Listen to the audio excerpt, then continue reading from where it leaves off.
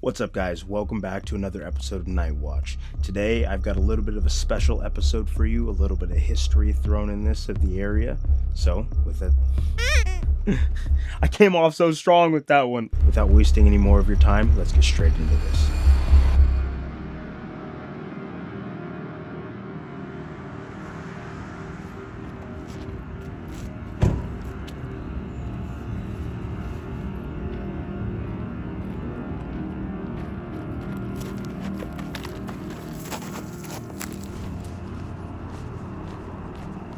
We're beneath the road right now.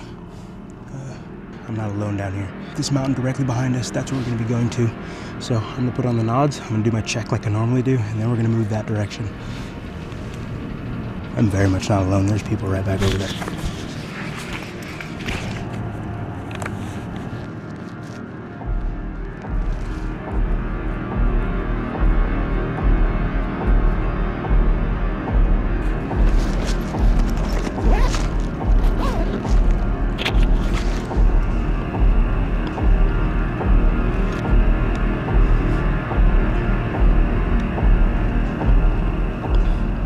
Parts of those people are gone, but it still sounds like there's tons of people out around in this area. We're gonna move up to that mountain. But the good thing about moving through the darkness with all these people possibly around is that I have nods. And you know what they say, Bravo 6.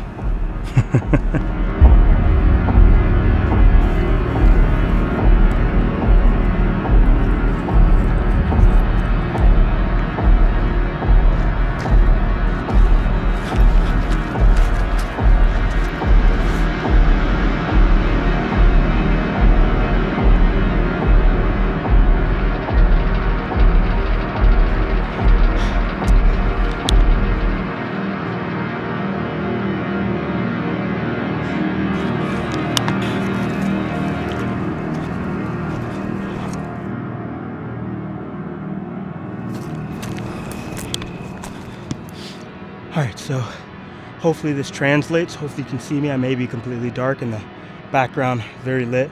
But right in front of us in the camera is the dark side of this mountain. We're gonna have to move across that knife blade I was talking about. I'm gonna try to show you guys. But across that knife blade, kind of part of the mountain, once we get there, we could walk over and set up on that side of the mountain. It would be way more lit so you guys can actually see me. But we're gonna start a descent. I don't know if you guys can even see that. Aiming straight down right here, but it's just a knife blade from here all the way to there, which is about 50 feet. We're gonna see how it works out. I don't know if you guys can see this very well, but this is the knife blade. This is the worst part of it.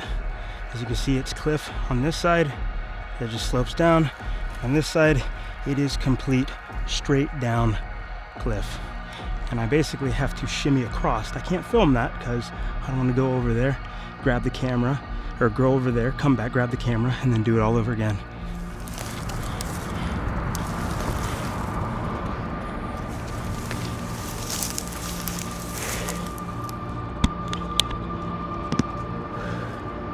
All right, guys, so why did I come up here the first time? Controversial undertakings of its kind. When it's completed, almost 700 miles of canals, pipelines, and tunnels will carry water from Northern California to the drier, fast-growing South. The system has been confronted by angry Northerners, rising costs, natural accidents, and now, in a branch tunnel being built at the Los Angeles end, a disastrous explosion. June 24th, 1971, disaster struck beneath the San Fernando Valley. A massive explosion tore through 5 miles of the Sylmar water tunnel project, killing 17 workers and injuring others. It was later determined that built-up gas and poor ventilation created the perfect conditions for tragedy. Emergency crews battled fire, smoke, and falling debris in a desperate rescue effort. The Sylmar tunnel explosion stands as one of the worst construction disasters in Los Angeles history. Back in again just now, and we can't get to within 1,000 feet, maybe even more than that, of the fire because it's gotten that much more intense. Firemen called this a high-hazard rescue operation. In the tunnel below, there were still flames and explosions hours after the first blast. Only one man survived, Ralph Brissett. He was blown off his feet by the blast, burned and disordered, but managed to crawl through the wreckage to reach the surface. His survival and testimony helped investigators piece together how the deadly methane explosion began. I'll talk about it more at the end of the video, but that's why it came out the first time. So yeah, that was the real reason I came up here. Yeah, so let's go look around, see what we can see. Let's kind of watch this facility over here that does solar panel chips and all that. Solar panel chips, space solar panels. I don't think they're working on any Taiwanese chips down there. But this one was weird. The first time I came here, this big, I'm just gonna make up a thing, a CO2 tank. Actually, let's see if we can zoom in. Air products. Yeah, air products. They filled that up when I was over here that first time, and that felt like it was blowing my eardrums up, and I'm like 1,000 feet away. I was like, what the frick? Whatever they were doing, the amount of air was rushing through, in or out, whatever they were decompressing or filling up that tank was that loud. Like, I'm really far away. I know it seems like I'm pretty close, but I have 16 power binos, and it's pretty damn far from me. But it was loud. I was like, how's that guy doing it? I wish I'd have got footage of it the first time. Maybe I did. But it was loud as hell. The frick was that? You know, there is some part of me making these videos that wonders what I'd do in the event of a real crime or something that people don't live to talk about. Like, this is an area that does a lot of shipping and receiving. What do I do if a container opens up full of people? Not that I think that would be at a giant facility like this, but I wonder about that because I'm able to get to places that people don't usually go to and pop up with surveillance gear that is essentially homemade and very compact, so you wouldn't see me enter with it, and then I set up and film. You know, it's something I think about what I do in the event of that, because these videos, for the most part, in this area are not scripted at all. Like, I don't know what's gonna happen. There could be a mushroom cloud on the horizon, there could be an animal coming up behind me and attacking me, or a crate could open up full of, you know, young people. And I don't know what I do in the event of that, because I can't put it online. Otherwise, the video gets taken down and I disappear, and then it does nobody any good. You know, so I don't know what I do. Like, do I turn that into the police so it just disappears again and no one does anything? like if I see something like that, I think I'm just done. Like, I'd just be like, all right, guys, the series is done. So I don't know. I think about that sometimes. So it seems like a lot of people liked me talking about the old job that I had that kind of put me in the path to be doing this. So I thought it'd be kind of interesting to talk about a funny story while we're doing that job. And I can talk about like a million of these stories. Did it for, like I said, I think I said this 2.5 years. And my goodness, every single time we went out and worked, it was something different. But this is not while we're working, but while we're staying at a hotel. I'm gonna call him Jimmy. But me and Jimmy were following with the crew, so we were stopping at hotel after hotel, and we were kind of moving around Wisconsin at the time. And we stopped at this one hotel, and as soon as we walk in, there are children in baseball uniforms running around everywhere. And there are adults with them, and we're like, oh no, dude, this is gonna suck. Like, sometime, I think the day we show up, we usually have the next day off from what I remember, or we had to wake up early. I can't exactly remember, but we're like, dude, we're not gonna get any sleep. There's gonna be kids just, you know, screaming through the walls, and it's just gonna be super rowdy. But, you know, we're like, let's give the benefit of the doubt. And we get into the hotel and we settle in our rooms, and it's not that bad, you know, it's pretty quiet. And then like 1 or 2 in the morning, on the door, bam, bam, bam, bam, bam, bam. I'm like, what is that, dude? And I get up and I open my door, and I think he was bleep out his name. Jimmy opens up his door, and I see him, and I'm like, what the heck was that, dude? And we can hear kids running down the hall, and they're just gone. And we were so freaking pissed. We're like, okay, it's not gonna happen again. So we close the door. Literally like 5 minutes later, boom, boom, boom, boom, boom, boom, boom, boom, boom, boom. They were slamming on multiple people's door throughout the whole entire hotel. and we were freaking pissed. And at this time, we were legally security guards. Like on paper, we had the license and all that stuff, but that wasn't our job to actually like security for people or anything like that. It was all intellectual property stuff, like I was saying, cars. And we see the hotel security guard, and we go to him, we show him like our stuff, and like, hey man, we're security guards too, like we can help you out. And he's like, oh yeah, he was super enthusiastic at the time. And so we get our radios, our earpieces, we kind of like get slightly into our not uniforms, we just kind of wore polos and some kind of, you know, either jean or cargo pant. And I'm radioing to Jimmy, and I'm like, Jimmy, they're running up the staircase, whatever, because they were going through the actual staircase rather than the elevator. And we caught them in the staircase at one point. We're like, Jimmy, there they go. And they went up, but then they darted into an area, and we're running after him. And Jimmy was licensed to carry, so Jimmy may or may not have, you know, been strapped at this time. I was not, because I was the newest one to this job. I didn't have that criteria of the job, but he did. And as we're running, we're about to to corner these kids in a like top area of the stairwell. The security guard comes running to us, like, dude, hey, I can't have you guys doing this. Like, I call corporate to like check it out. They're like, no. And we're like, you know, I got an earpiece. I'm like all adrenaline. You know, Jimmy's adrenaline. We're like,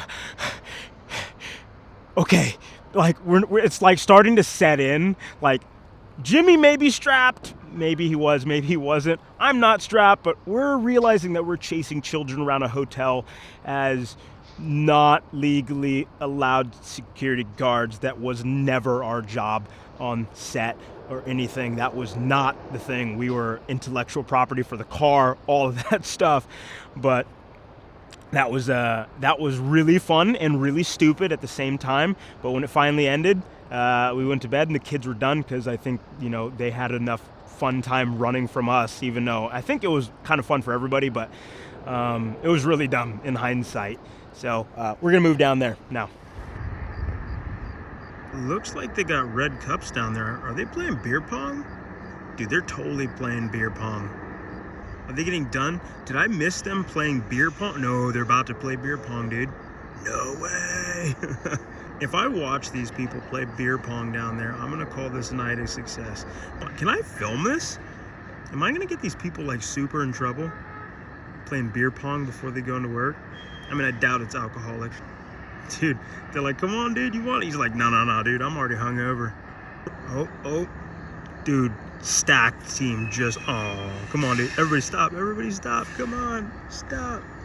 This is the stacked team, come on. Dude, this team rolled in with all the hats. They're like, oh, we got this, dude.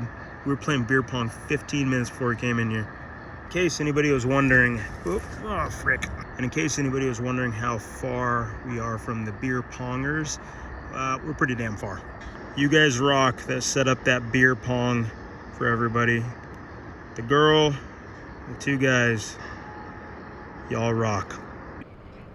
You know, it's amazing how many moving parts are going on down there, because you have guys backing up trucks over here, and then way over here, where are they at? You got, I don't know what these vehicles are, but they just keep going round and round and round. I don't know if it's some kind of security thing or whatever it is, but they just keep making their rounds. As you see, actually, the way that back looks like they're just moving all of these different storage containers over here, which makes sense. This is a giant distribution hub, so what else would they be doing but that? But it's just interesting. There's just non-stop moving pieces everywhere. I remember the first time I actually came up here, it was a holiday, so this place was completely closed, you know? Quick thinking on my end. Like, hey, let's go do this stealth mission. Oh wait, it's a holiday, no one's down there doing anything. Also, I will say, I need to get thermal, because when I started this like hike today, there was something that every time I turned my back to the bushes, it got loud. Like, I would look, nothing. I'd look away, look back, nothing. Now with night vision, these things have an infrared light on them, so you can turn it on and it actually is projecting a invisible light. But if animals are looking at you, it reflects off their eyes and their eyes will glow. So usually I'll just kind of, and you have to be very mindful that you may turn it on and something may be only 4 feet from you. But I turn it on, nothing. And I'm like, okay, what's close to me? Because like, I'm not a paranoid person. I'm on the top of a mountain. I just hiked up through the darkness. But when something makes intelligent movement, where every time I'm not joking, every time I turn away, it would move. And then I'd look, nothing. I'm like, okay, maybe this is a big cat, because big cats, from what I understand, are, they are intelligent enough, and the way they hunt, they wait for you to turn your back, and they wait for your movement to move so they can mask their sound with your sound. But I'm like, I really wish I had thermal. So maybe that would be down the line. I get like a head-mounted thermal or something so I can also give you guys a thermal view and keep myself safer. All right, guys, we're gonna move back down the mountain and do the debrief. I don't know if I'd call this a mission success, but I would say mission complete. It's about 11:30 at night, and I have a very early morning going to the gym and work, so we're gonna move back down and call it quits now.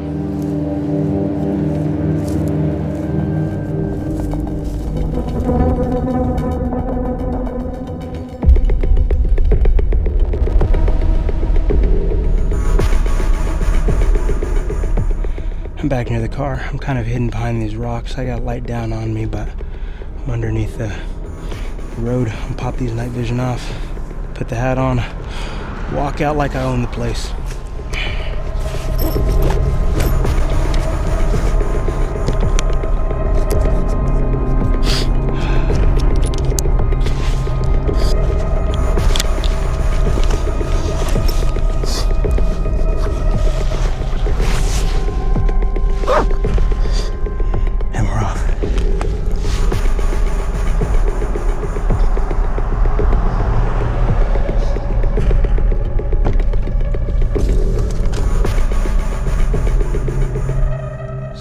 Yeah, that tunnel explosion was actually pretty wild. It's kind of crazy what you can come across when you use Google Maps and Google Earth. I was just searching around. A lot of what I used to do during the lockdowns, it was just go explore different mines and areas like that. So I just look from Google Earth or Google Maps and just see the openings and kind of figure out what those places are. So doing a normal thing, I found this tunnel site and I was like, ooh, a tunnel site. Like maybe I can get inside of this thing. And then I was like, wait, what is it? What is this tunnel site? I don't understand what this is. And read up about it. I was actually like, oh, this is actually really sad. I see why they blocked it off, but it's a crazy construction they're trying. It was 5 miles across the entire valley with a opening that was, I think, almost like the last 4 miles. It was a 140-foot drop. As you guys can see, it was 140 feet or 200 feet, somewhere around there. I've read multiple different depths and sizes, so I'm not 100% sure. From what I understand, the guy that survived, he was about a mile from the exit or the portal of the actual tunnel. So he wasn't next to the explosion because he'd have got roasted. And the guys found him pretty close to the exit when he was trying to get out, and they kind of pulled him out. He was on fire, not on fire, but he was pretty badly burnt, from what I understand. Yeah, so finding something like that on Google Maps and then reading up on it, I was like, all right, we're going back out here. I kind of want to tell you guys, like, in a more, what is it, the Fat Electrician, like a history kind of rundown, but that's not mainly what I do in this channel. So I was like, let me just put these two together and see how that works out. So let me know in the comments if this is a style of video which maybe can go on, where I go to a place with history, maybe a sneak into Chernobyl. But just stuff like that, because it's very hard to actually catch anything interesting on camera, because unless I'm going to fly down to like downtown or Skid Row or something like that, it's very difficult to actually get anything interesting on camera. So maybe going to these more history rich areas and kind of giving you guys a rundown. But yeah, it was a fun experience going back up there the second time. It was kind of weird. There was a lot of areas in which I think the first time I went didn't have kind of trails beat into it. But as I was going up the second time, I was like, I don't think that I made this trail, but now I'm walking on like a trail and a path, and it's much easier to get to the mountain. So I'm like, did people come up from that first video and kind of check out the area? But I don't think anybody did that. But yeah, guys, I hope you liked the video.